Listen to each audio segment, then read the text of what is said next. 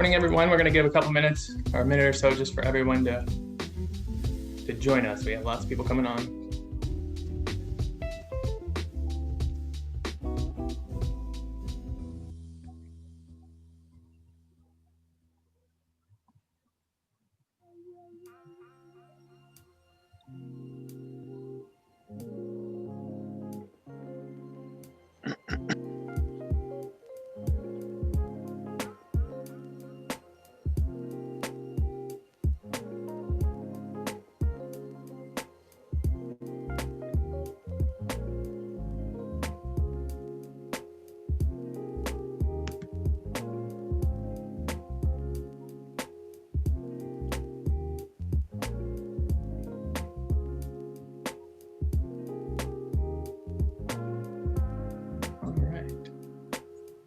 Give another 30 seconds or so before we get started.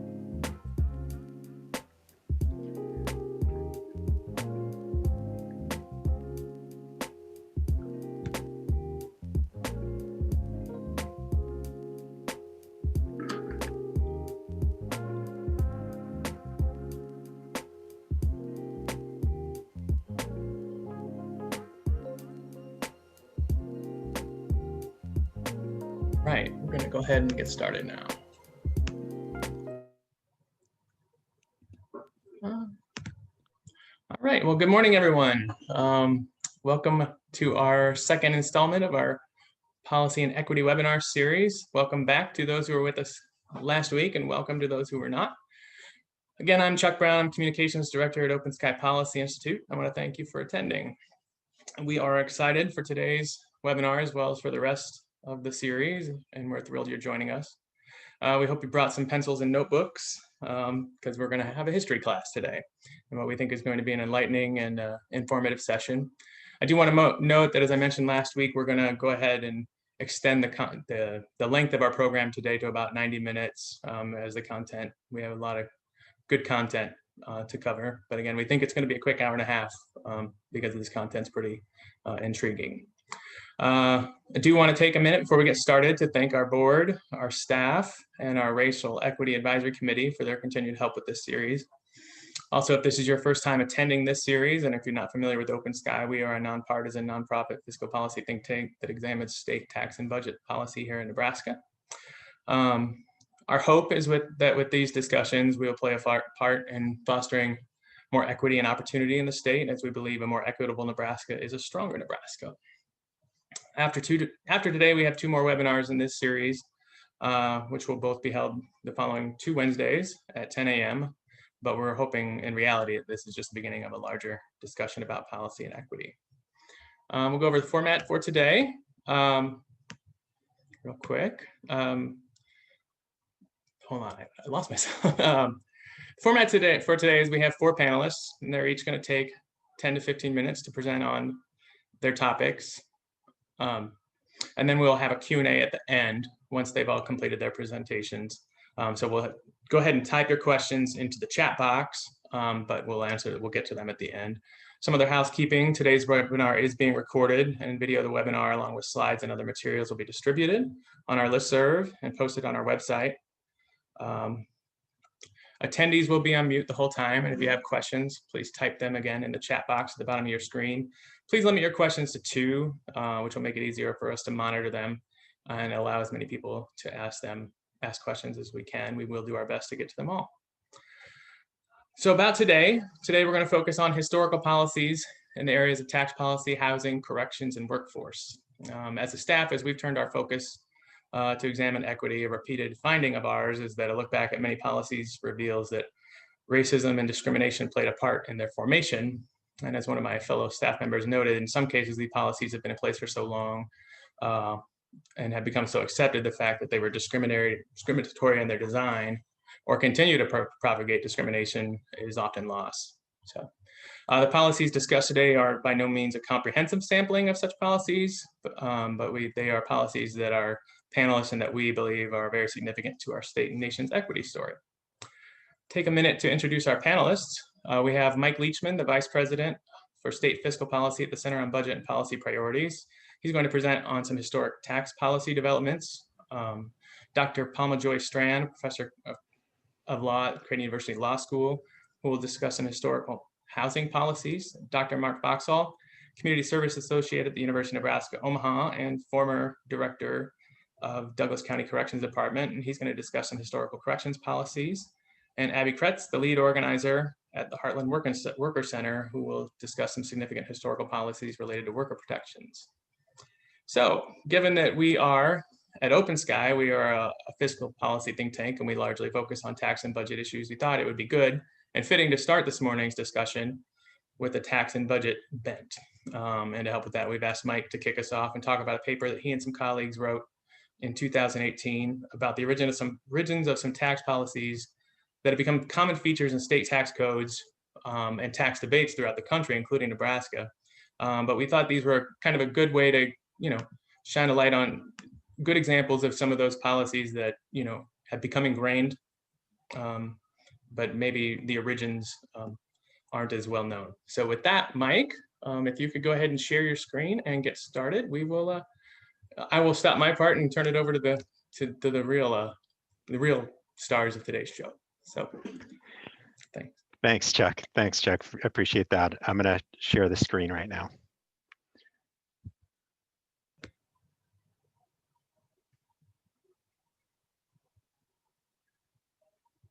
Okay.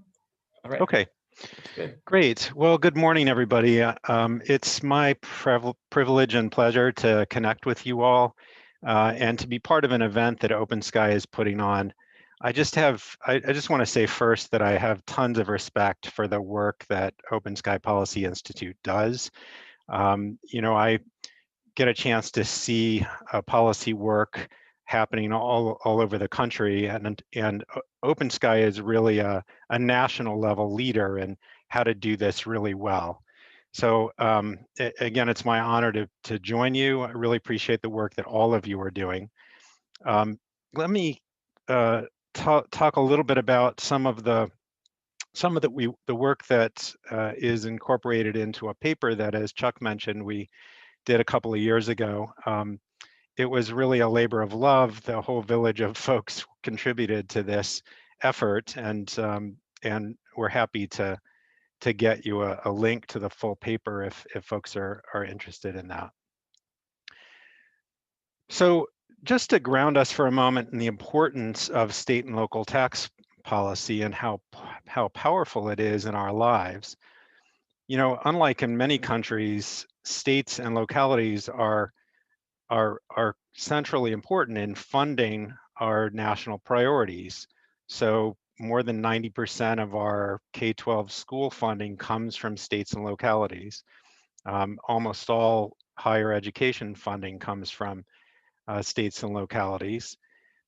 It's also true that about 90% of all of the public infrastructure outside of defense is owned by states and localities. And most of the country's prisoners are in state and local jails and prisons. So the decisions that states and localities make about how to raise money to pay for these things and how to spend that money are just so important to our lives, our families, our communities. Now, in the past, it was the case that in some cases tax policy was explicitly in the code racist. So one example of that comes from California in the early days of California statehood during the gold rush. The gold rush started in 1849 and California became a state right around this time. And in those early years during the gold rush, one of California's major sources of revenue was a tax on gold and silver miners. And for part of that period, there was an additional tax on non-white miners. So this was explicitly in the code. And again, at one year during this period, California raised a quarter of its total revenue from this tax. Now today, of course, our taxes aren't based explicitly on race, But because of our country's history of racism, discrimination, bias, ongoing forms of discrimination and bias, the ways in which our tax system there are important ways in which our tax system reinforces the historic racism and ongoing forms of discrimination and bias. And there are some forms of taxes in place in states and localities today that have their roots in a racist past. So, for instance, sales taxes, which almost all states have, including Nebraska, the first sales tax, the first state sales tax, was enacted in Mississippi during the Depression in 1932. The governor at the time, his name was Mike Connor. This is a picture of him on the slide here. He went to his all-white, all-male, white supremacist state legislature and argued for a sales tax, partly on the basis of the idea. He used the argument that that they could, if they adopted a sales tax, they could shift who was paying taxes. They could hold down taxes on property, which, of course, because this is the Jim Crow South, where property was held almost entirely by white people, and shift who paid taxes more over to Black people who needed to buy things to meet their basic needs. So the sales tax was sold partially on that basis, and Mississippi adopted it. And once Mississippi adopted it and raised a good amount of revenue from it, many other states followed suit in subsequent years. Now, this has implications today. You know, the governor's argument continues to play out.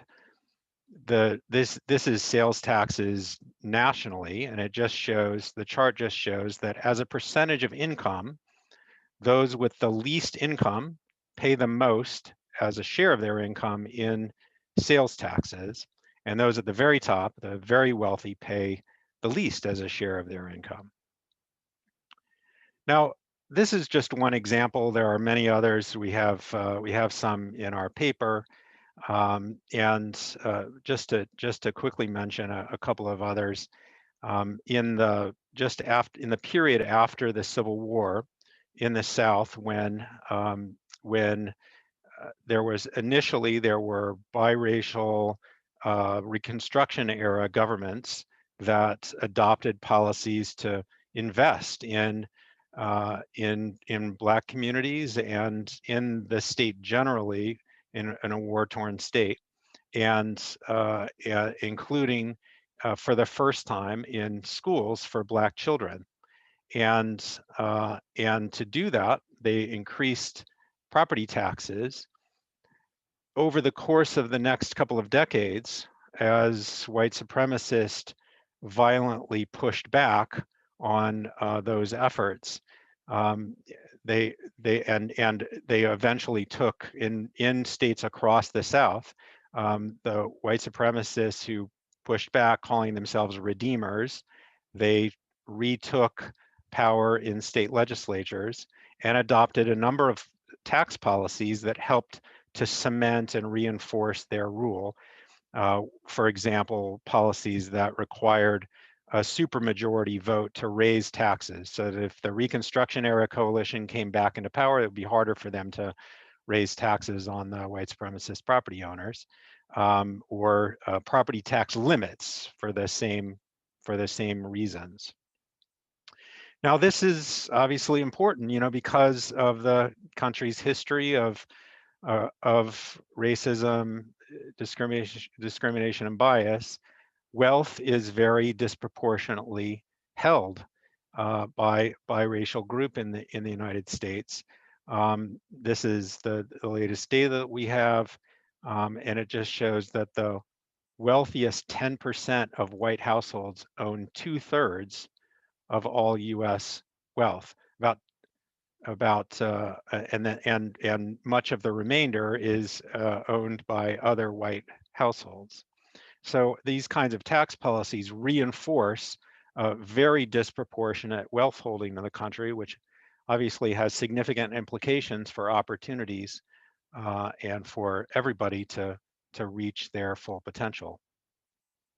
I just want to flag one thing here, which is that we're so conditioned in this country to think of racism in terms of individual intent, and what's really important is for us to recognize that when we have these structures in place, when we have tax policies that have been in place for example, for a long time and continue to shape opportunities and the possibilities of our communities and our lives, that what really matters here is impact.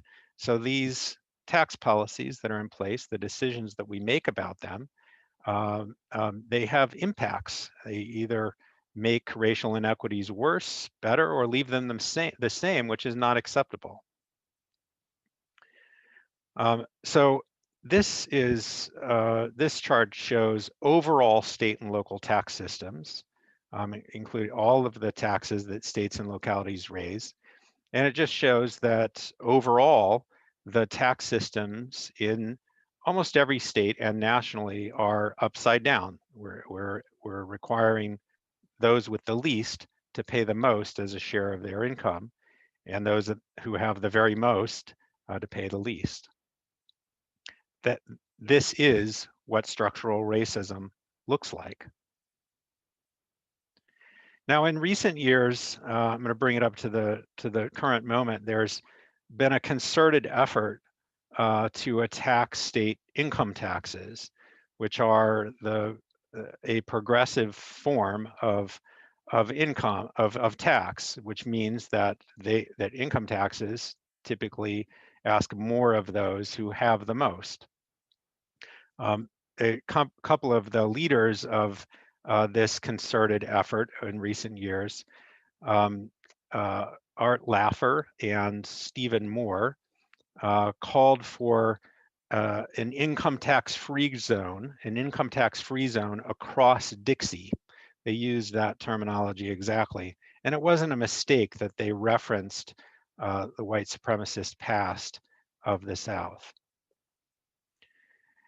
So in those years, and after the Great Recession, before the pandemic hit, 18 states, including Nebraska, cut personal income tax rates, in part due to the national effort that I was just describing.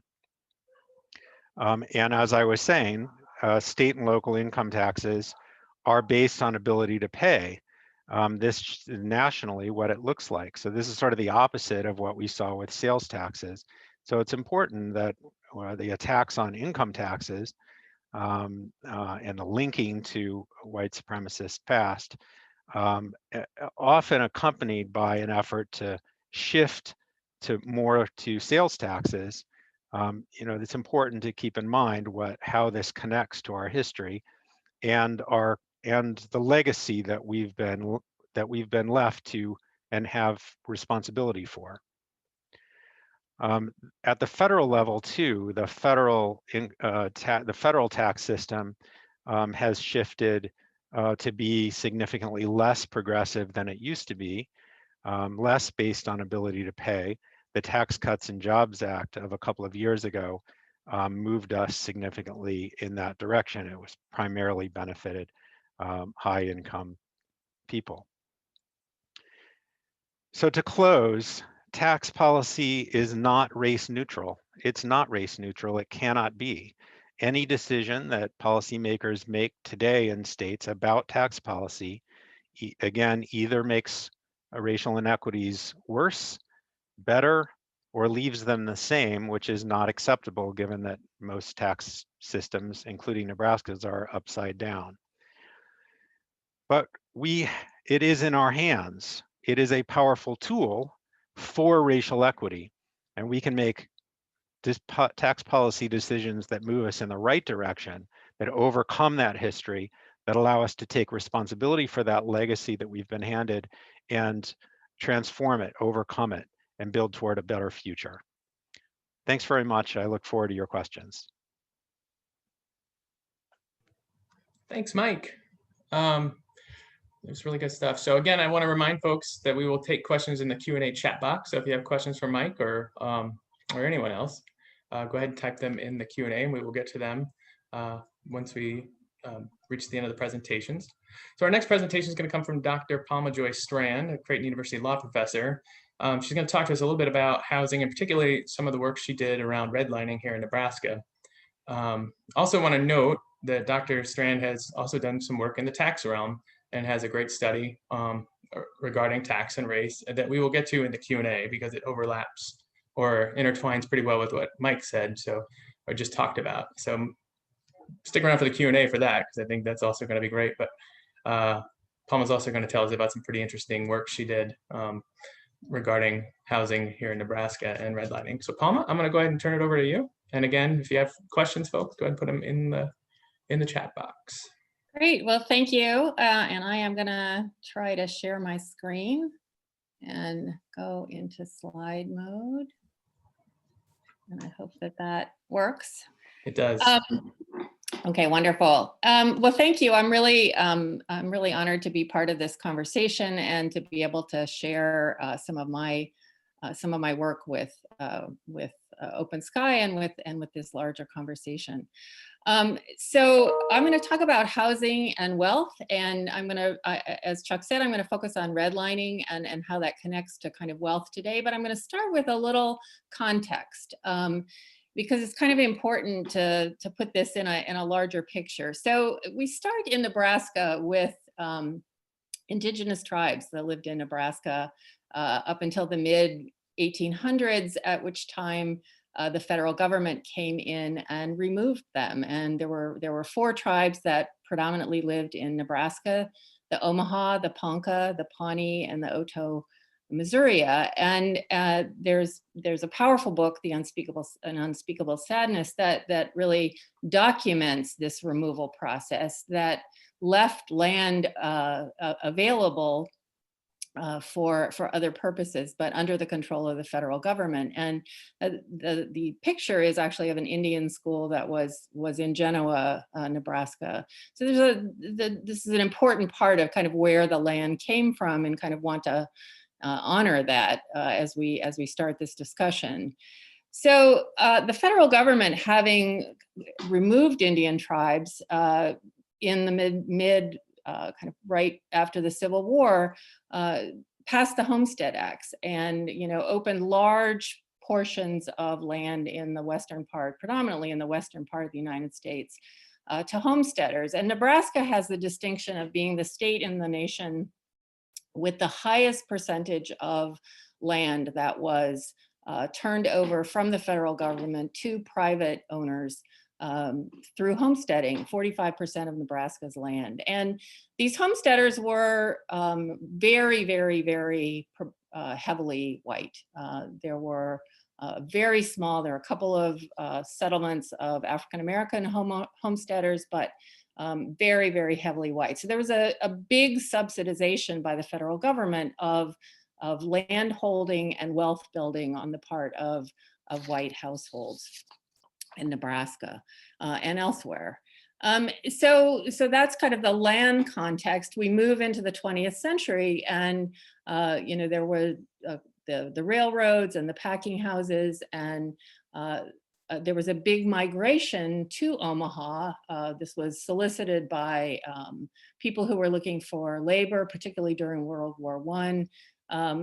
Part of the Great Migration, a lot of Black citizens from the South came to Omaha, and Omaha became Nebraska became not just a predominantly white, but there was a significant proportion of African Americans in Omaha. So that's kind of the context. And now I'm going to move to kind of the real focus on redlining and housing and wealth today. So in 1935, the Federal Home Owners Loan Corporation, which was a federal agency, went to every city in the United States with a population of more than 40,000 with the purpose of designating areas where there would be federal investment for people who wanted to buy homes. This was part of the New Deal, And the idea was that the federal government would guarantee loans by private banks, and that people would be able to buy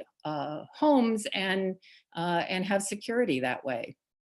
And so the federal HOLC came to Omaha, and based on existing housing patterns and existing land uses that had been determined before the federal government came to town, drew these redlining maps. And this is a picture of Omaha's redlining map that was drawn in 1935.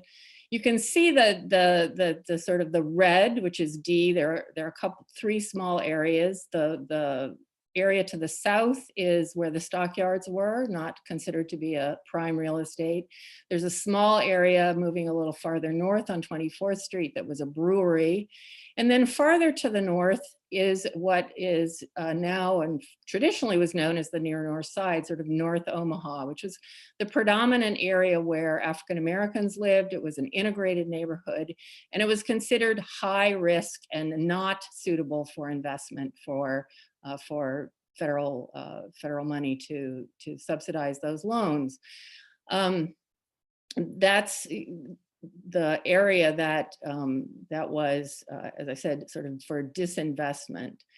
But I want to also bring your attention to the part to the west, which is the green part. So A was like prime area for investment, B was a little less, C was a little less, and D, the redlining was not. So I think of this as green lighting. This was the area where the federal government said, go for it. This is where we want to, have this investment.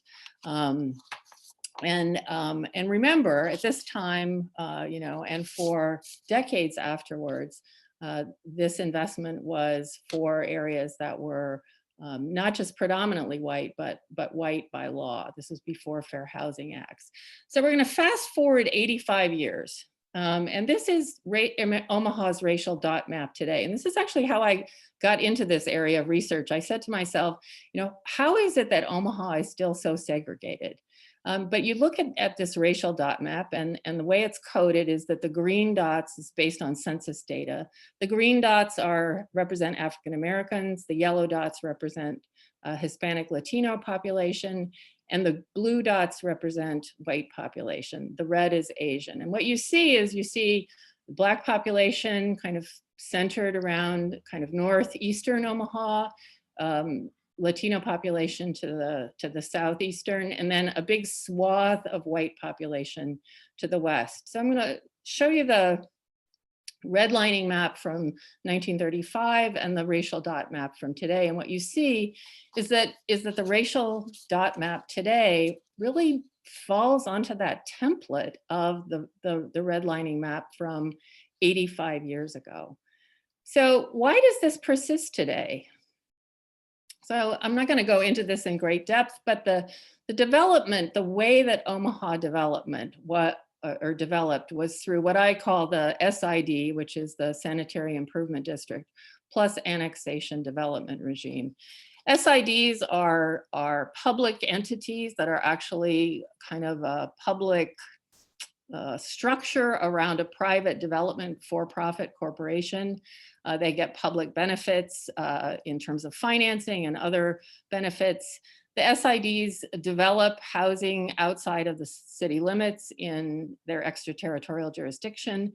And then over time, they are eventually annexed by the cities, and the city assumes the debt that finance the SIDs. And the results of this are that, of this whole regime, which continues to this day, predominantly in Douglas County, but also in Sarpy County, is that to this day, the Nebraska State SID statute does not require mixed income housing. So what you have is SID development that is very upscale market rate housing and historically racially segregated, today segregated predominantly socioeconomically. The annexation criteria, which are a little vague by the cities, actually do not require mixed income housing. And then the city taxpayers assume the SID debt. And another aspect of this is that these exclusionary SID development decisions are actually not accountable to the public. So today, this is legal and race scholar John Powell, who says, today geography does the work of Jim Crow laws, which means that basically we have segregation not by law, but by geography. And here's a chart that I find very compelling, which talks about, or the data is Omaha's Racial Isolation Index. And what we see is that the average Hispanic citizen of or resident of Omaha lives in a census tract that is 26%, only 26% Hispanic. Black residents in a census tract that is about a third Black. But white residents of Omaha, the average white resident lives in a census tract that is average 84% white. So what we see is that actually it's white residents of Omaha that are highly insulated and highly isolated in terms of race.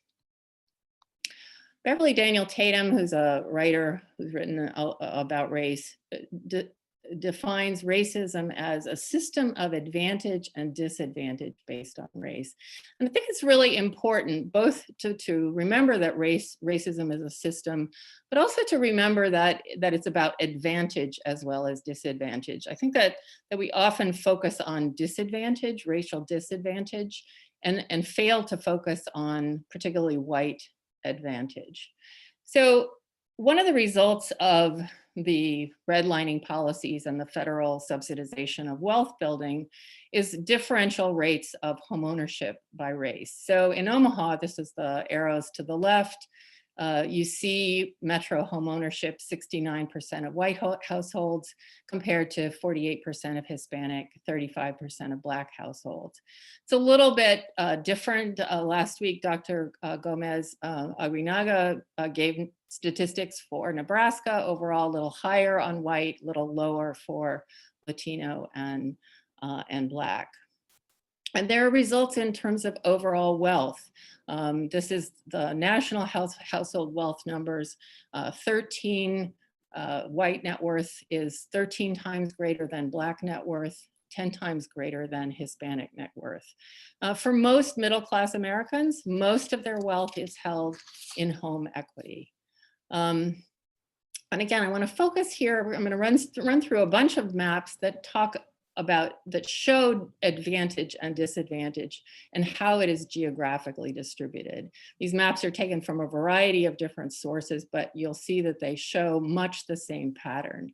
This is the super zips from the Washington Post. This represents zip codes that are doing well in terms of income and college. You see those bright zip codes farther west, duller, not so well off zip codes in the eastern part of Douglas County.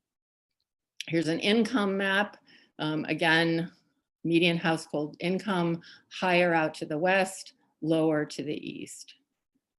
Employment centers. Employment centers, as Omaha has developed, have gone to the west. High unemployment, again, to the east, and particularly to the northeast in Omaha. This is a very recent map from the New York Times. COVID-19 unemployment, the area that is the kind of dark gray in the middle, that's higher than 30% unemployment as a result of COVID. Once again, you see those dark areas of unemployment to the east in Omaha. Where poverty, child poverty, concentrated in eastern Omaha, much less in western Omaha. Affordable housing in Omaha, in part because there has been very little new development of affordable housing, and particularly to the west with the SID development. Affordable housing is in the eastern part of Omaha. It is older as well. Going along with that older affordable housing, we see where the housing code violations exist, where they're concentrated, again, up and down that north-south corridor in eastern Omaha, and residential property evictions. As Dr. Feichner talked about last week, those two are connected. There's a scarcity of top quality relatively new affordable housing in Omaha. Education, again, you see OPS on the kind of the eastern part of the map, 74% free and reduced lunch, with achievement at 6th grade about a little over a grade below the average for the national mean. And as you move farther to the west side, then Millard, and then out to Elkhorn and Bennington, you see lower free and reduced lunch with higher achievement of kids at the 6th grade level. This is another indicator of sort of how schools are rated in Douglas County. Health, this is a map from the county health department that you see the ring of good quality health or outcomes farther to the west, comparable to kind of Switzerland, 83 years, and in the east, 71-year life expectancy comparable to Bangladesh. And then finally, here's a map that kind of shows some of the political implications of this. This is the 2020 census self-response rate as of May 2020. You see that the higher self-response rates, again, farther to the west, where there's greater white population, greater wealth, greater prosperity, and then there's a corridor up and down north and south to the east in Omaha, where there are lower self-response rates, so that people are undercounted, people realistically don't count. So that's my my kind of summary of kind of where we are today as a result of redlining, and I'm going to turn it back over to you, Chuck. All right, thank you so much, Palma. So next we're going to have Dr. Mark Foxall weigh in again. He's with UNO now, but previously was the Director of Corrections for Douglas County for several years. He's going to do kind of a walk up from Civil War to now. I think he's going to talk a little bit about how some of what Palma just talked about has played into where we find ourselves in our current corrections system or situation as well. So as we were talking to Mark, prepping for this webinar, he was on the way to a meeting talking to us, to one of the staff workers and I, and the stuff he was saying, I just wanted to push play on the Zoom call at that point because it was so intriguing. So I'm really excited to present Mark to you now, and Mark, I'll turn it over. So. Hey, Chuck, thank you very much. And before I show up my slides, I think I'm taking a little bit different approach to how we're going to talk about the policy and corrections.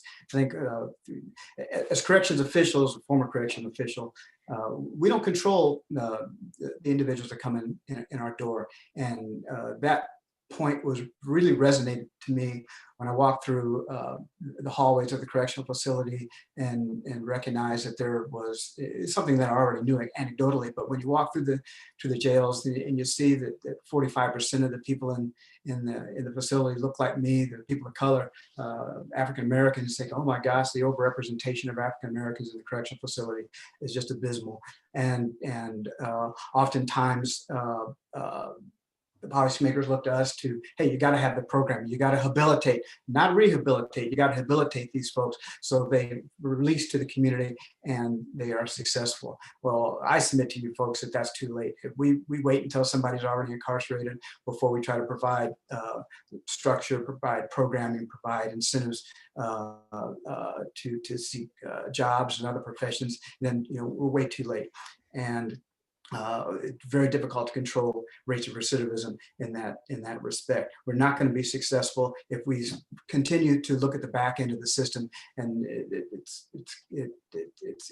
just counterproductive, and you're never going to interdict that cycle of offending and victimization that lands people in an inappropriate way with law enforcement, which ultimately leads to arrest, which ultimately leads to incarceration, short and or long term. So I thought best today if we're going to look at the front end, then we need to understand how communities came to be as they are. How did some of these communities get to the point where you need armed interventionists to come into the community and address some of the problems that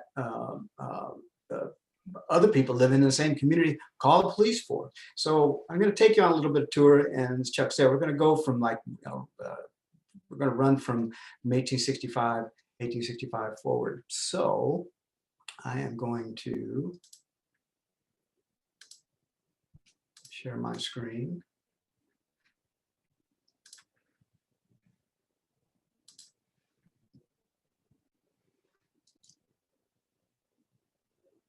And I'm having problems. Hold on a second. I'm sorry, folks. I'm working off of dual monitors here. Let's see what's going on. There we go. Okay. All right. Okay. So W.B. Du Bois said that the problem of the 20th century is the problem of the color line. And I think, Mark, I think we're still seeing just your, I think we still see the chat or the Zoom. So don't see your slideshow just yet. oh no. Okay, hold on a second. All right, let me try this again.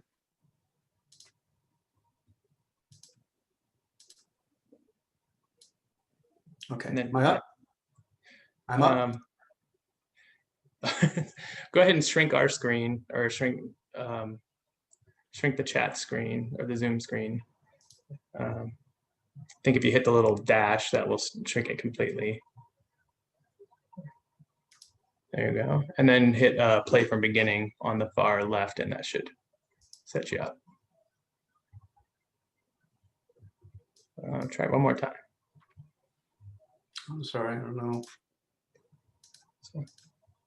No, it's not cooperating. Hold on a second. I'm glad I'm not the only one that has that problem. Oh my gosh. Okay. Me too. Yeah. You know what? Until I figure out what's going on with my monitors, do you want to move on to our next speaker? I'm so sorry. No, that's sure. So Abbie, we'll go ahead and move on to Abbie. So, and then we'll come back to Mark. So Abbie Kretz is with the Heartland Workers Center, and she's going to talk about some of the workforce policies historically that have kind of led to some of our situation. I think she's actually going to do a walk back. So we're going to start current day with that, and then kind of do a walk backwards. So kind of a little different, the opposite tact of Mark. So we'll go ahead and open it up to you, Abbie. All right, thank you for having me again. My name is Abbie Kretz. I'm the lead organizer with the Heartland Workers Center, and I'll get my presentation going here. Yeah, so I think the purpose of today's conversation is to really look at the history of employment policy, work policy here in the US, as it does have quite a bit to look at historically. It's not just like we just showed up and we're experiencing all these issues in a time, especially in COVID. It's not a surprise either. A lot of these things that we've seen in COVID, which I'll discuss here briefly, have always been around. I think what we've seen in a time of COVID have basically just pulled the sheet back on a lot of inequality that has existed. So what we're going to talk about today, I'm going to go over a couple terms with you in a little bit, but we're also going to look at the racial disparities in COVID, how we got here. And then I know we're going to talk later about where we can go. So I won't get into that during this presentation. But one thing that we did want to discuss too is differences in terms of legality, of equality. So you have the disparate treatment, which are pretty much blatant policies that put one individual against another because of his or her race or perhaps gender or other protected status. So perhaps you're not going to promote a person because that person is a woman or because that person is Black, but it's very obvious. Whereas we have disparate treatment, which on the front side, they look like they're neutral policies. But when it comes to practice or the implementation of the policies, they impact certain racial groups or other protected statuses. And one thing that employers can do with these policies as well is that say that they're just that they are job related or related to a business necessity. And I think one of the things that we've seen too is where white culture dress language is the norm. How can it really be neutral or color blindness? These terms are important because they really look, and I think that when you look at employment policy in general and how things are done and how our laws are written, they don't look, and I think the same thing is true too when we're talking about these other policies, they don't look at the structures that exist. When we talk about the legal framework or how we've gotten here, it's very much individual. So when people have employment issues, it's very much his or her situation and how that connects with an individual employer. So if I feel like I was discriminated with my employer, but it doesn't look at the structural things as to how we get there. And that could have to do with occupational segregation, devaluing the work dominated by certain racial minorities, and then the historically racist policies that apply to whole industries. So if we ignore race completely, we fail to account for the power and historic white supremacy that has historically been there as well. And so again, whether we think something as disparate treatment or disparate impact depends on what we define as neutral or not race related. And that goes back to that point about what is seen as neutral. Where does that come from? It typically comes from a white culture, dress, or language. And so even looking at, which lately came up in the legislative debate this last few months ago about hair discrimination, whereas some employers were not allowing locks or twists, that doesn't typically impact white employees, but it would more likely impact Black workers. But again, looking at the norm and then based on how we build out our policies from that. As I stated earlier, in this time of COVID, we were able to see a lot of the disparate treatment that was happening to workers. And again, it's not something that's just came out of nowhere, but something that I think we've seen that's been existing for a while. And specifically like with the safety of workers, we saw that with frontline workers or workers who were deemed essential. And if we look at that framework, we have to also look at who typically works in there. So in the healthcare, retail, and food processing, they're typically immigrant workers or people of color. I know a lot of meatpacking plant workers, a lot of immigrant workers, Latino, Latinx workers are there, along with refugees, just because it's a good paying job. Refugees per se, a lot of them work in the meatpacking as well, because in order to get a job there, you don't need to have a work history exactly. And so it allows refugees who come to this country to get a job that pays a little bit above minimum wage as well. The other thing that we've seen, so whereas Latino residents in Douglas County only account for 16% of the population, by mid-September, they were about 33% of the cases, COVID cases here. In the county in early spring, it was over 50%. And most of those cases were in South Omaha in the zip code of 68107, which again, has traditionally also been an area where many immigrants and subsequently meatpacking plant workers lived and continue to live, as it's right around the area where we have a lot of meatpacking plant industries. How we failed these essential workers, again, it's ironic that we called these workers essential, but the treatment of them wasn't so. We saw shortages of PPE. So whereas the N95 masks, gowns, and other PPEs went to hospitals and first responders, they didn't go to others such as grocery stores or service workers or even the meatpacking plant workers. We heard stories where meatpacking plant workers were using hair nets as masks. We also heard a story where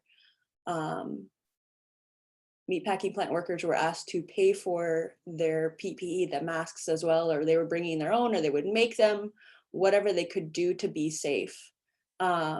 the other issue that we saw was that masking, it wasn't until mid-August here in Omaha that there was actually and finally a masking mandate, not just for employees, but it wasn't till mid-August that we saw that mandate for customers as well. And so yes, the employees were wearing them, but maybe not the customers. And so that also put them at higher risk.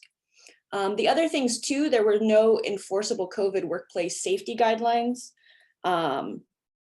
Here at the federal level, OSHA is the agency that is in charge of workplace safety for the workers.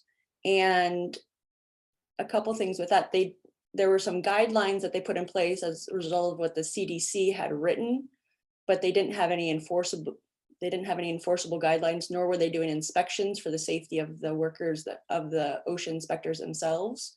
So it was kind of just based on phone calls with the owners and trying to get to them to comply. But what was being said up here via phone and with OSHA inspectors wasn't actually happening on the ground. And that goes back to the point of not actually having inspections. Also in Nebraska, we have a meatpacking Bill of Rights coordinator. And as far as we know, and that person is in charge of implementing our Bill of Rights for meatpacking plant workers, which is a list of 7 different rights that the workers have, but that individual hasn't gone and done any inspections either since this time of COVID. So because of the pandemic, we've also just kind of let a lot of these essential workers, I would say, fend for themselves in a way. So that's where we were with that.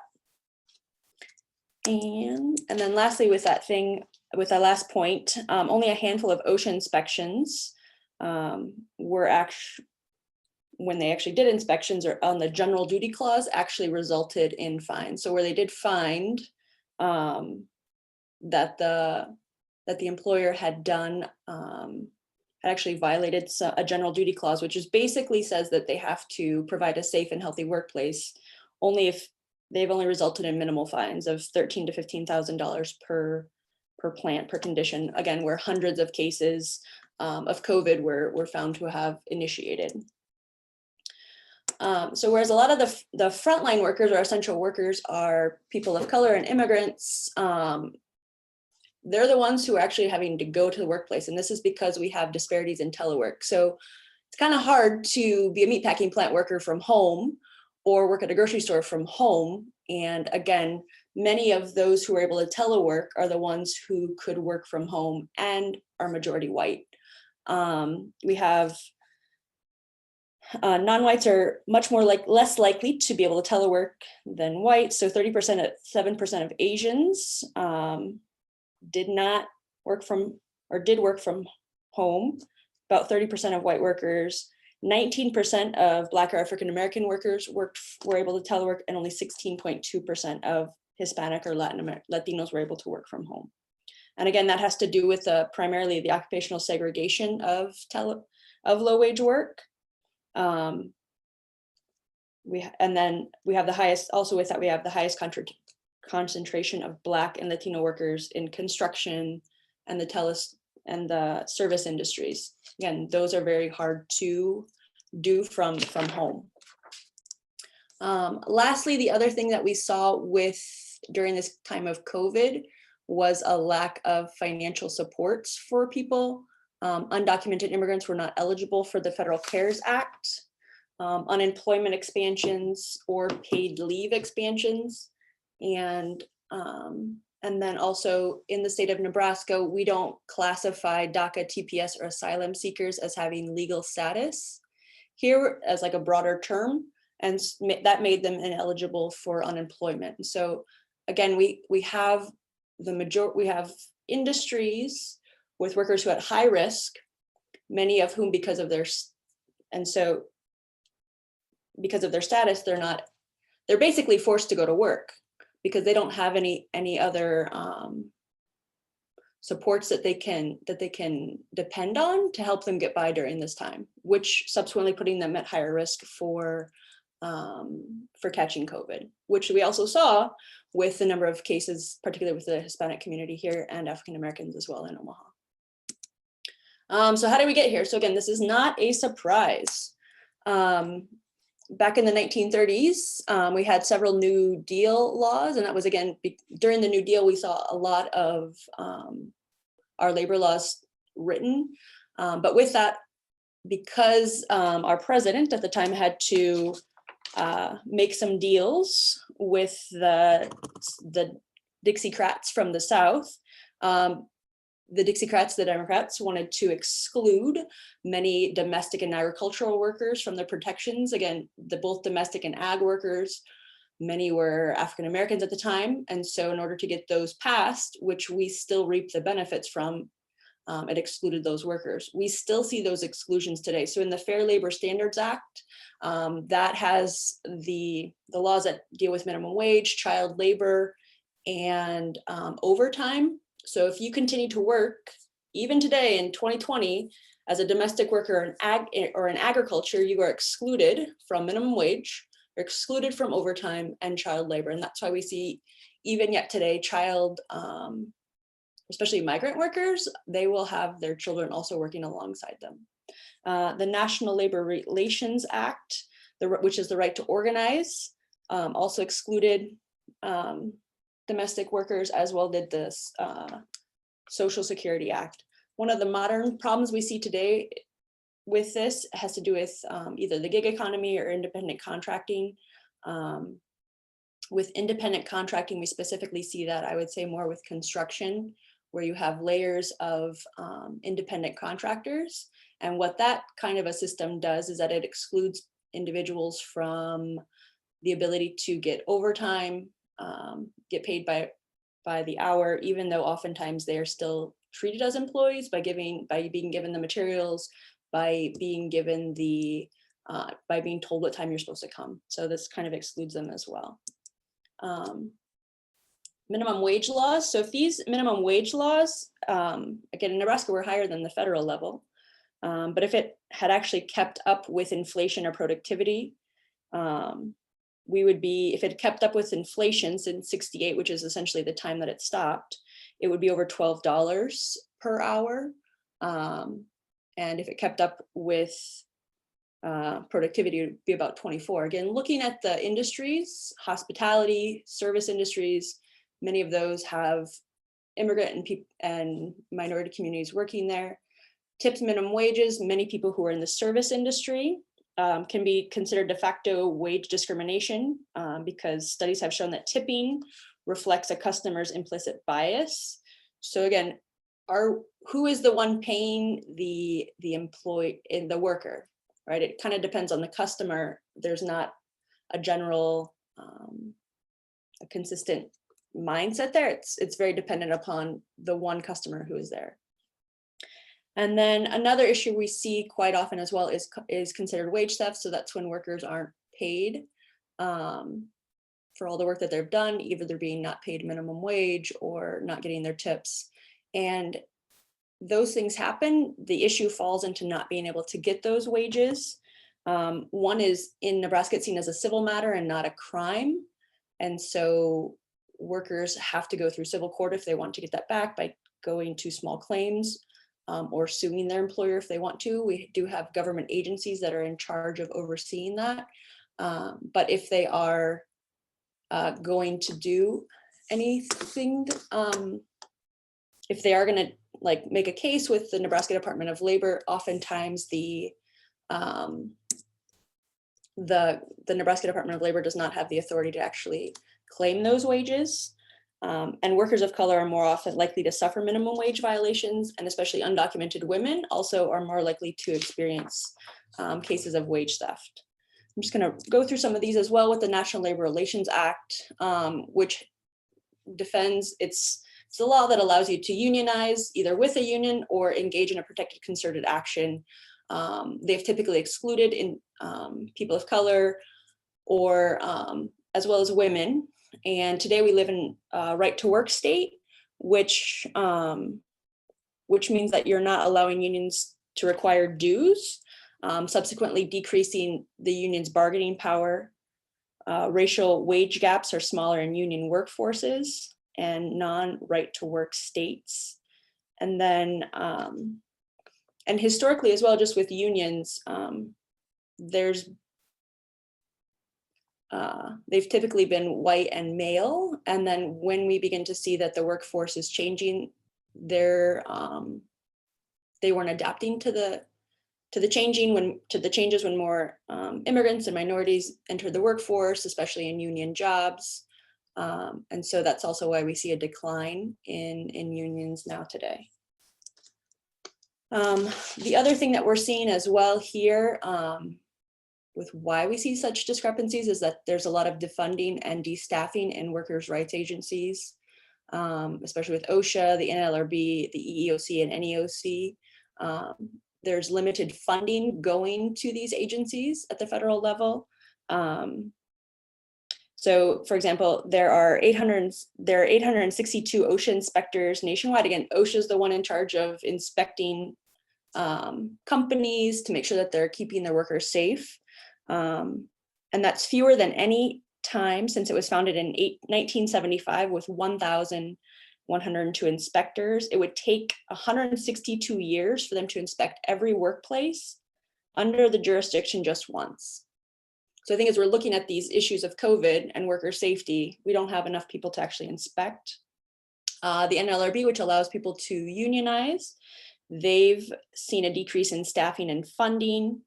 And then they've also allowed investigations to move. The allowed time to do investigations has decreased from 90 days to 74 days, leading to many dismissals, and then the NEOC as well. So we've seen a decrease in staffing and also shorter investigation times with them. The other thing that I wanted to add with this as well in terms of deregulation or a lack of policy making has to do with immigration. We have, again, in a lot of these meatpacking plants, we have immigrants, people who maybe have work permits or TPS or other statuses, and because those immigration policies in this country haven't been updated since '96, people are still very much afraid to come forward and state that they have rights, state that they are facing issues in the employment area, because employers will use the fact that maybe they don't have papers, or there's just a fear that people will be deported as well if they speak up. The other thing in '86 with the IRCA, IRCA laws, that also, it made it illegal to work in this country without papers, and supposedly also for employers to hire undocumented workers, but we see the application of that being very different, whereas individuals with families who are working to support their family and make a living are often more harshly treated than the employers who are making money off of their backs. There's just a big discrepancy there in terms of how they treat them. And we see that with NAFTA as well. When that was started in '94, when that was written, there were no policies written into it to actually discourage or to support the employees that would move here, or any kind of immigration policy to discourage that. And because it essentially displaced people.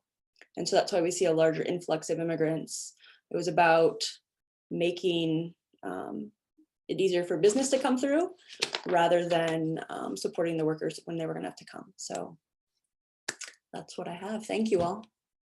Thank you, Abby, so much. I think we're ready for Mark again. Also, we have several great questions in the chat, so we'll be ready to move right into the Q&A once Mark's done here. So Mark, I'll go ahead and turn it over to you, and we'll get started. All right, let's see if that works. Now, how is that? Looks good. Okay, everyone, I apologize for my technical difficulties, but it seems just when you're ready to go, then the computer doesn't cooperate with you. But I'm going to jump right in, since I burned up a little bit of my preamble with my technical difficulties. And again, the problem of the 20th century is a problem with the color line, but the problem of the 21st century, again, is a problem with the color line. And as I was talking earlier, and walking through my old former facility, and 45% of the population there were African American, looked like me. And that's really disturbing, because 4.5% of the population in Nebraska are African Americans. So it's a clear overrepresentation of African Americans, at least in the correctional system in Douglas County. And recall that the African American population in the United States is about 12 or 13%. So as I alluded to earlier, how did we get here? And I think it take you back to pre-1900s. And there was a time, believe it or not, when blacks and whites lived in side by side in American cities, in Chicago, Cleveland, Philadelphia, Detroit. Those cities were not segregated. Southern cities such as Charleston, New Orleans, Savannah, the black servants lived on alleys and side streets near the mansions of the white employee. Certainly they were poor, but they were still lived in close proximity to white inhabitants of those cities. However, no matter what other disadvantages urban blacks suffered in the aftermath of the Civil War, one thing they weren't was residentially segregated pre-1900s. A typical black resident at that time lived in a northern city, lived in a neighborhood that was close to 90% white. And so a little bit of numbers. 1870, 80% of the blacks lived in the rural South, where they were exploited by a sharecropping system that was used to replace the labor that slaves once provided. Out of that agrarian society, 80% of blacks lived in urban areas, and most of them were located outside of the South. And that's the Great Migration. We'll talk about that in just a bit. Between 1880, population. After 1920, a growing number of Mexicans migrated to the United States. For migrating rural blacks, cities became a trap. Talk a little bit about industrialization. Integrated living and widespread interracial conflict after 1900 came about as a result of the industrialization of America and the beginning of the migration of blacks from the farms to the cities. Industrialization in the North. Mark, I'm going to interrupt again real quick. I think we had a tech situation come up that was not yours this time, but if you could reshare your screen. So I think we had a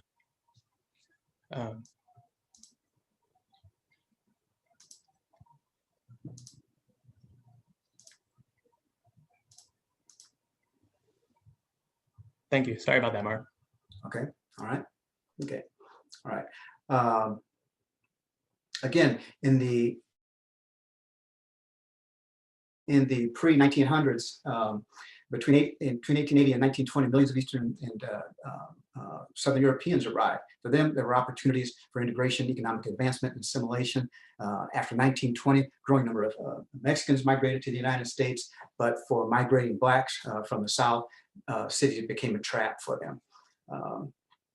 In the industrialization era, integrated living and widespread interracial contact after 1900 came about as a result of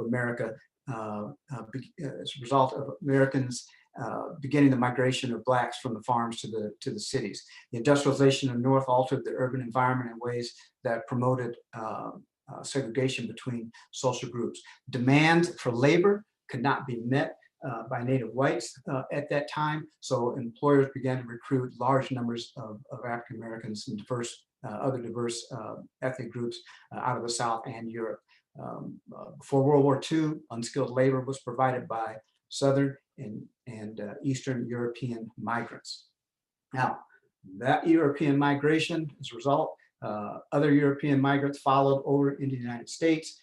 They established themselves in ethnic neighborhoods, and in order to oversee the industrial production, a new managerial class then arose, and that managerial class was primarily made up of white Americans. Southern blacks were also migrating into the northern cities. Still, the numbers were small. In the late 1800s, the numbers in Europeans were still pretty large, but they ebbed and flowed depending on the need for labor and what was going on in terms of conflict and world wars across at the time. When that European migration slowed, northern employers turned to the rural South, which had a lot of available labor due to the end of slavery. Northern employers used black Southern laborers, a little known fact, used black Southern laborers as strike breakers. That created quite a bit of animosity with the labor unions, which my colleagues have spoken to earlier, that blacks were not allowed to join the labor unions at that time. European migrants were also used as strike breakers during that time. However, union leadership would incorporate each new successive wave of European migrants into the unions, but blacks were never given this opportunity. And one of the areas of concern with this is they weren't given opportunities to learn very much trades, so they couldn't pass those skills on to successive generations. And even today in the 21st century, we still talk about trying to get young men and women in inner cities involved in the trades, something that they didn't, their forefathers didn't have an opportunity to do so. In the 1890s, about 174,000 blacks left the South. 1900 to 1910, 197,000 blacks left the South. World War II, starting up in 1914, starts the beginning of the Great Migration. I'm sure you've heard quite a bit of that. World War I cut off the flow of migrants out of Europe, and it increased the demand for industrial production in the United States. So Northern employees really worked hard to recruit blacks out of the South. Demand for unskilled labor in the South fell as farmers began to move towards mechanization and also move crop from cotton to food crops. So you kind of got this push-pull going on in the South about that time. You see on the screen in 1910 to 1920, 525,000 blacks migrated north. In the 20s, 877,000 blacks migrated north. And whites viewed this great migration with a lot of hostility and alarm. They felt that the blacks coming up from the South were poor, they were poorly educated. Working class whites feared a lot of competition from the blacks who were migrating significantly out of the South. Levels of residential segregation then really began a steady rise during the Great Migration, and this would last for about 60 years subsequent. By World War II, large enclaves of black communities existed in virtually every large major metropolitan center. And those African Americans coming out of the South were crammed into the oldest housing stock in small neighborhoods, resulted in a lot of spatial isolation. 1930, typical black Chicago resident lived in a neighborhood that was over 2/3 black. That spatial isolation index from 1910 to 1930, Chicago went from 10 to 70%, Cleveland went from 8 to 51%, New York from 5 to 42, and St. Louis from 13 to 47. And those ethnic enclaves, however, that they did exist for the European migrants, Polish, Italian, Jewish. They differed from black inner city communities in a number of different ways. European ethnic enclaves were never homogeneous, and they always contained a wide variety of nationalities. Most European ethnics did not live in immigrant ghettos. But conversely, 93% of Chicago's black population lived within that black ghetto, and they became a permanent feature of residential life. Ethnic enclaves proved to be fleeting, transitory, and they engaged in the process of immigrant assimilation. Whites used existing zoning laws, we spoke to that a little bit earlier, and violence to maintain the segregated black communities. Hundreds of blacks, for example, were killed in the Red Summer of 1990. Their houses were bombed. Neighborhood improvement associations popped up. A lot of church and clergy supported these neighborhood improvement organizations. Those were formed to prevent blacks from moving into the neighborhoods. Restrictive covenants were enacted. Covenants lasted for 20 years. And it wasn't until 1948 that the Supreme Court in Shelley versus Kramer declared covenants to be unenforceable. Then comes along the Great Depression in the 1930s. Northern economic conditions were bad, but they were worse for blacks in the South. Consequently, the more push of African Americans to get out of the South. 400,000 blacks migrated north. Residential housing continued to be blighted and began to concentrate that population. No new housing construction was undergone, at least there was for the war effort, but in other communities, no. But a lot of that was depressed due to construction due to World War II. So again, another shortage of workers because many males were off to the war, and then that new wave of migration increased black isolation, and they removed inhabitants socially and spatially from mainstream America. So a couple of overriding themes here: that concentration in poverty within the black communities, and you have isolation of those individuals as well. Post World War II, we get into suburbanization, where the white middle class fled the city. You had massive federal investment in the highway system, electricity, steam powered. All of these elements here on the screen facilitated the flight of whites out of the core. And again, you lost a lot of that glue that held some of the communities together, and you begin to see the underclass grow as a result of this suburbanization or white flight. Wave of mechanization in the South continued to spread, and agriculture put an end to sharecropping and a reduced demand for labor. 1950s, 1.5 million Blacks migrated out. In the 1960s, about another 1.5 million migrated out. Colleagues talked about the Homeowners Loan Corporation. This is an opportunity to get low interest loans amortized over 15 years so people could have some equity in the houses that they bought. Unfortunately, Blacks couldn't take advantage of this because their communities were redlined. And my colleagues talked a little bit about that, so I won't cover that. Much to say, this de-investment in Black neighborhoods by white institutions really exacerbated the potential for African Americans to gain wealth and pass that wealth on to successive generations. However, as a housing stock began to decline, powerful interest groups turned to the federal government for relief. They had housing acts of 1949, 1954. Federal funds were used to acquire slum properties and redevelop that land. And African Americans were put in industrial areas, industrial tracts that were really kind of uninhabitable. Multi-unit projects were built adjacent to some very bad neighborhoods, and urban renewal really destroyed more housing than it replaced. But it also located Blacks in undesirable parts of the city. And they continued to crowd Blacks into small areas, and urban renewal continued to accelerate white flight. So you begin to see what's going on in these communities. The deindustrialization period, the transformation of national and international economy, eliminated jobs. So you begin to see our country move towards a service-oriented society. I want to talk a little bit about 3 measures of economic status: economic inequality, wealth, accumulated assets, unemployment. You take a look at the growing gaps between the rich and the poor, white and Black, underclass in the past 30 years, and you can see the numbers here pretty stark in terms of economic inequality.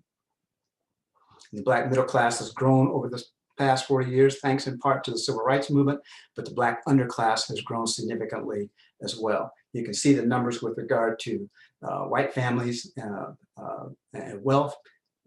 This is median, 123,000 versus 54 versus 57. Home ownership helps you gain that wealth.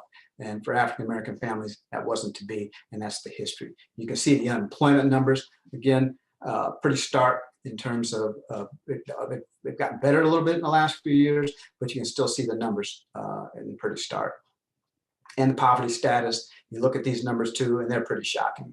At 10.5% overall, 7.3%, 18, 15, and 7.3. So getting close to my time, and I want to wrap up by saying this: when you concentrate people, when you isolate folks, it really increases the crime rate.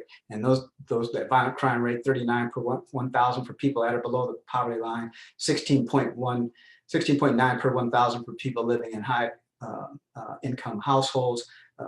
What concentrated the poverty? Well, it was disappearance of the industrial jobs from the inner city, the affirmative action and racial preferences. And you can see, I put in, when you talk about human social capital, you can see what's going on in these communities. It's our inability to meet these physiological and safety needs, I think, that also leads to the proliferation of crime and victimization in inner city community. And that poverty breaks down the family. You're unable to develop social capital. Residential segregation contributes to the growth of the underclass, and it concentrates crime for the inhabitants. And finally, the 6 stages of neighborhood deterioration. People begin to withdraw from one another and eventually move out. Reduction in informal social control over behavior of residents. Organizational life declines. fewer people get involved in community organizations. Delinquency and disorder goes on the rise. Commercial decline and shops and buildings are abandoned, and a collapse and no sense of community. Folks, this is my old neighborhood. I grew up at 29th and Pinckney Street, and I saw this over the time that I lived there as we begin to see the deterioration of my neighborhood, and then the crimes begin to go up. So if we don't get a handle on these things and these policies and these issues that drive concentration of poverty, that drive isolation, that increase the demand for law enforcement in these communities to address issues relative to social disorganization, we're going to continue to push people into corrections, whether it's jails and or prisons. So my point is, we've got to get out on the front end of this thing. We cannot continue to wait in the back end and try to help people as they've already had contacts with law enforcement, because that's just too late. And we can't start as an adult. We can't start as a preteen. We've got to work this from youth at a young age. Sorry for my technical difficulties, folks. Thanks, Mark. So I'm gonna go ahead and ask the panelists. We're gonna get right into questions. So if you all could turn your video on. So, and Mike, this first question is for you. So, the question is, this is an audience question. What are the goods and services that low-income families pay taxes on? And how many states tax groceries?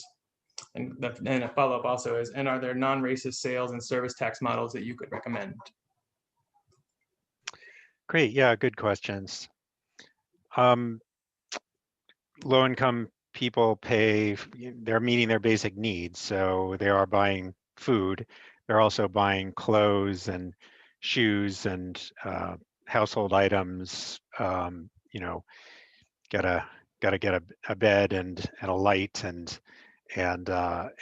car parts and that sort of thing. Take car repairs, toys for the kids. So those kinds of things. There are 45 states with sales taxes. 32 of those exempt groceries. 10 more tax groceries at a lower rate or provide a credit against those purchases. So there are only three, Mississippi, Alabama, and South Dakota that fully tax groceries. And then on the what would I recommend? I think expanding the sales tax base. Sales taxes started as taxes on goods, and the economy's really shifted to one that's more heavily, still have goods, but more heavily service oriented. A lot of those services are exempt from sales taxes. It weakens the sales tax base. And so expanding that base to more services makes sense.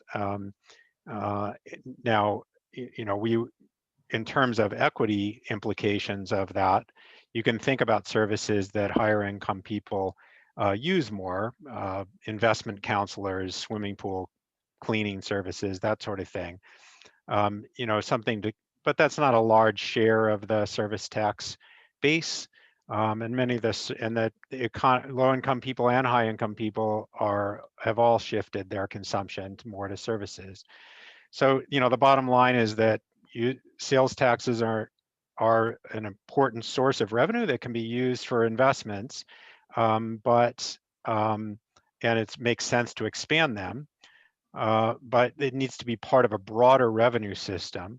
Even if you expand the sales tax base to more services, you want an overall revenue system that is equitable, that's based on ability to pay.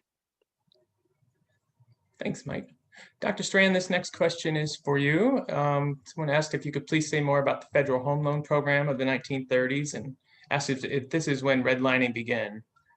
And yeah, go ahead. Redlining began in the 1930s with the actual drawing of redlined areas on physical maps that were designating investment and disinvestment. Until 1948, racially restrictive covenants on houses were legal. The Fair Housing Act wasn't passed until 1968. So until 1968, it was really completely legal for anybody to discriminate on the basis of race. And as we know, since 1968, there have been many, many different practices, both to discriminate on the basis of race, but also to continue redlining practices in terms of targeting subprime loans and to sort of continue that advantage and disadvantage disparity between white Americans and Americans of color. Great. Dr. Strand, this one's also for you, but I think Mark and others may have stuff to say on it too.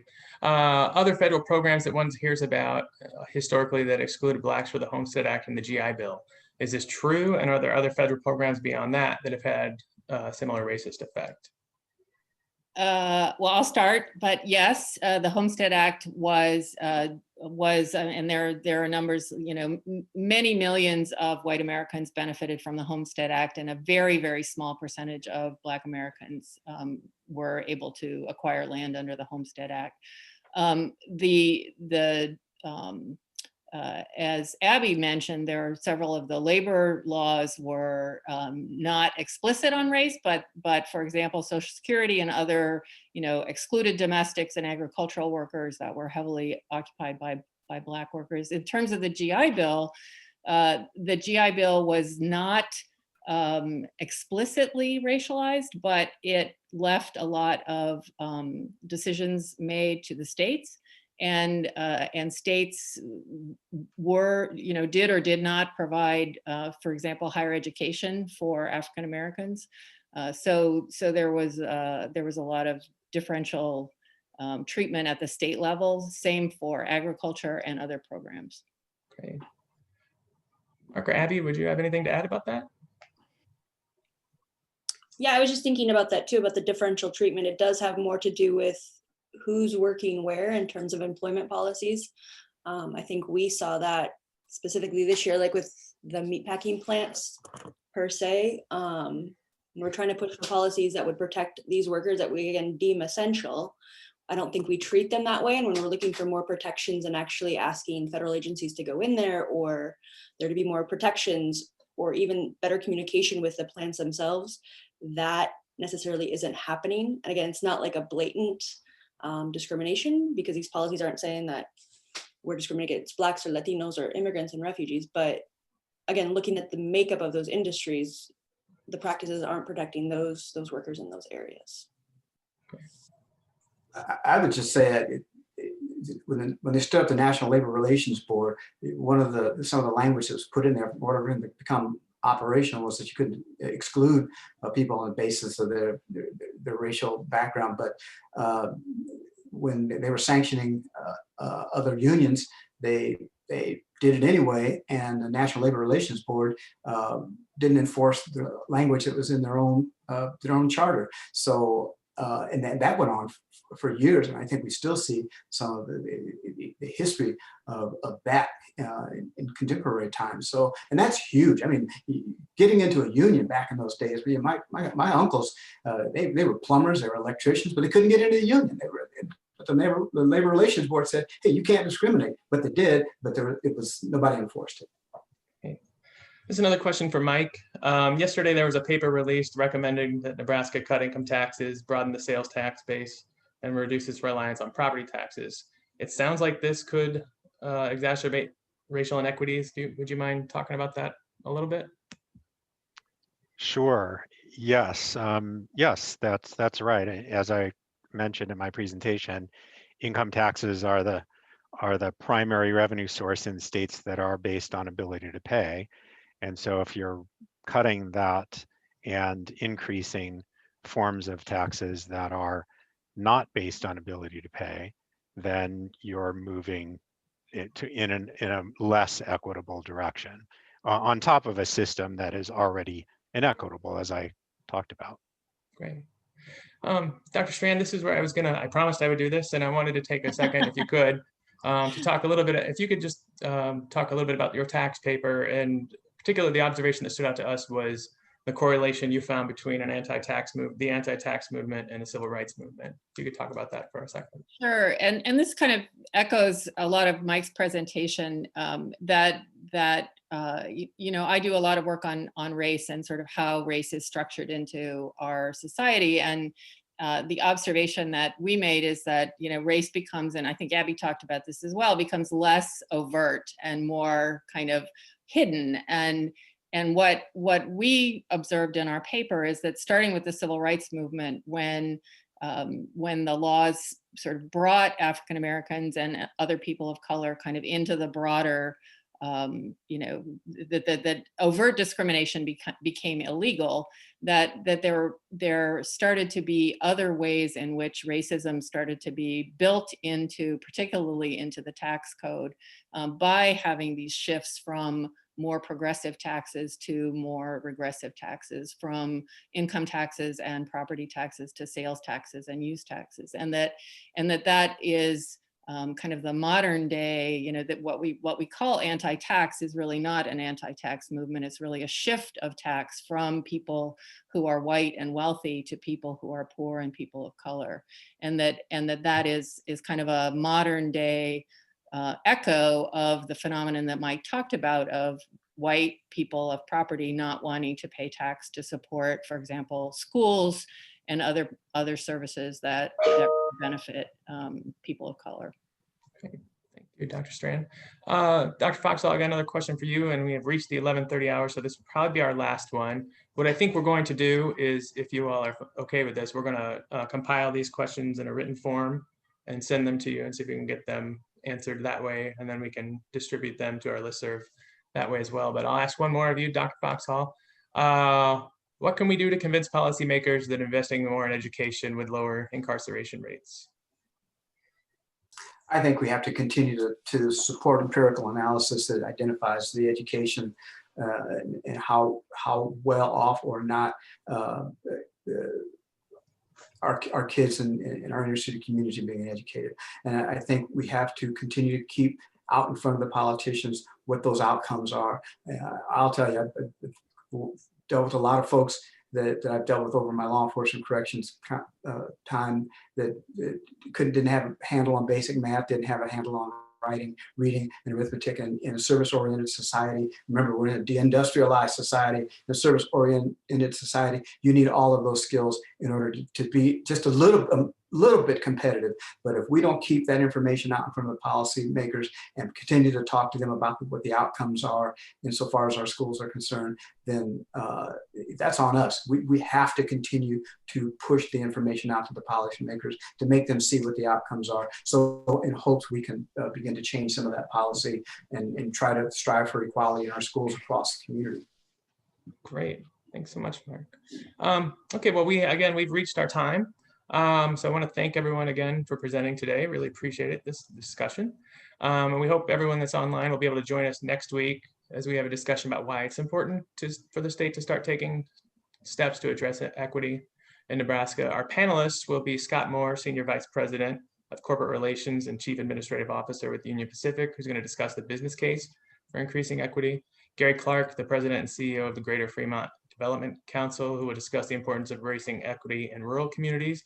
Dr. John Hackinson, Superintendent of Lexington Public Schools, who will provide a K-12 perspective, and Miguel Estevez, who's a licensed mental health practitioner and alcohol and drug counselor at the Friendship House in Grand Island. And he's going to provide an on-the-ground perspective on the need to address equity, particularly in healthcare and mental health care.